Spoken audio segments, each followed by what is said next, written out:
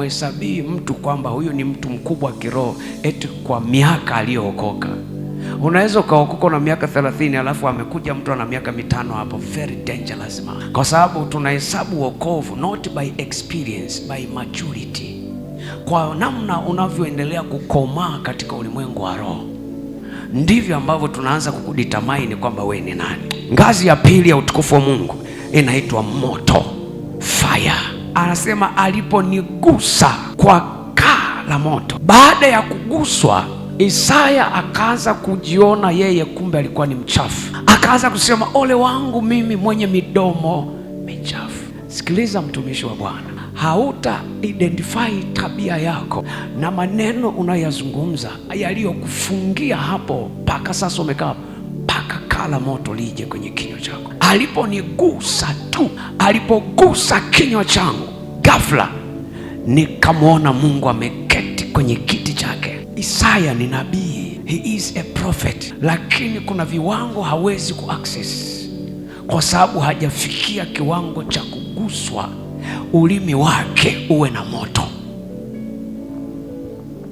Hivi kuna mtu nazungumza naye? Hivi kuna mtu nazungumza naye? Sasa unisikilize, hii itakusaidia mtumishi wa Mungu. Inawezekana kuna mtu anaitwa na Mungu lakini anagoma, anaitwa na Mungu lakini haelewi, anaitwa na Mungu lakini hasikii, anaitwa Mungu anamsemesha hasikii, kwenye ndoto hasikii. Sasa sikiliza, mstari wa 8 anasema nikasikia sauti mbinguni inasema tumtume nani? Tumtume nani? Isaya, unatuchanganya kwa sababu umeanza kutabiri tangu Isaya 1. Nani alikuwa amekutuma kufanya kazi? Nani alikuagiza kufanya kazi ya unabii? Nilisikia kutoka mbinguni sauti ikisema ni tumtume nani? Halafu Isaya anasema nikasema nitume mimi, ni tayari e Bwana. Sikia, kuna kutumwa kwa aina mbili. Kuna kutumwa kwa level ya mtoto mchanga ambao unamwambia kalete pipi, alafu kuna kumtuma mtu aliyemachua ambaye ameshakomaa. Hii tumwa ya pili ilikuwa inatumwa Isaya akaugeuze ulimwengu kwa kutoa maneno ya kinabii. Kuna mtu unazungumza naye. Ndiyo maana sura ya 9 ya Isaya mstari wa 6 ili leo ya kwamba mwanamke mmoja bikira atatokea miaka ijayo, naye atabeba ujauzito, atamzaa mtoto wa kiume, ataitwa Imanueli, yani Mungu pamoja nani, na ufalme wake utakuwa mabegani mwake. Ataitwa mfalme wa ajabu, tena Mungu wa milele. Isaya anaanza kutabiri haya baada ya kala moto kugusa kinywa. Vitu viwili vinatokea, anapewa mamlaka kinywa, anapewa macho ya kuona. This is the second dimension. Kala moto. Kala moto linapokugusa linakuelekeza kwenye toba kwanza, na hiki ndio kiwango Mungu anaanza safari na mtu kwa kina.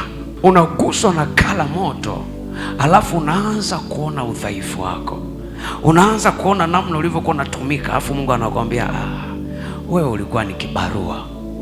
Ukishaguswa na kala moto, sasa ndo unaanza kumtumikia Mungu, ndo unaingia kwenye ajira.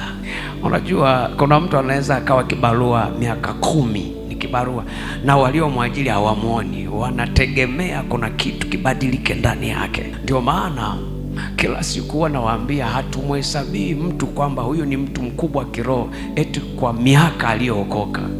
Unaweza ukaokoka na miaka 30 alafu amekuja mtu ana miaka 5 hapo, very dangerous man. Kwa sababu tunahesabu wokovu not by experience, by maturity.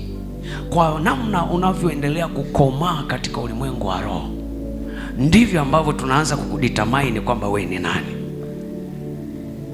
Haleluya. Mwambie jirani yako, Mungu ameshakuajiri ama we bado ni kibarua.